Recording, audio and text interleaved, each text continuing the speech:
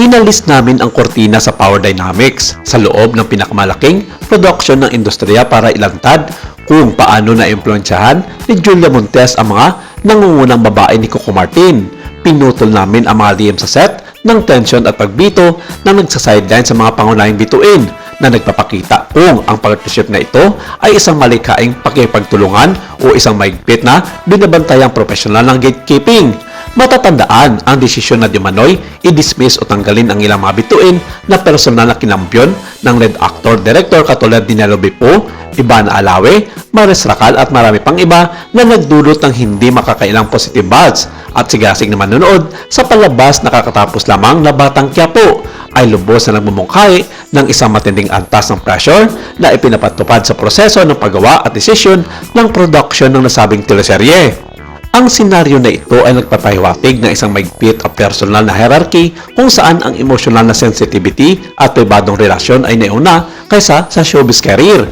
May layunin na mga desisyon sa pagtanggal ng isang tauhan at ang mahalagang showbiz business ay kailangan mapanatili ang matatag at nakakinggan yung mga koneksyon ng manunood.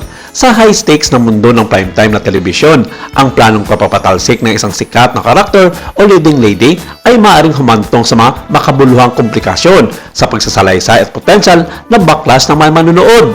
Kung ang pagtanggal na ito ay mapapatunayang batay sa emosyonal na mga pangangailangan sa halip na malikhaing pangangailangan, ito ay nagpapadala ng isang nakakagambalang mensahe tungkol sa tunay na katangian ng kontrol sa loob ng isang pinakamalaking kumpanya ng produksyon sa Pilipinas, ang ABS-CBN at ang Batang Quiapo.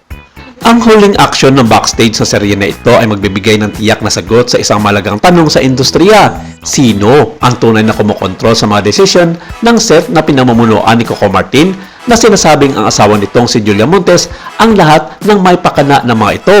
Pero walang matibay at opisyal na ebidensya na nangingialam si Julia Montes sa mga profesional na desisyon ni Coco Martin. Ang mga ulat ay madalas na nakabatay sa espekulasyon at chismis na nagmumula sa kanilang matagal at pribadong relasyon.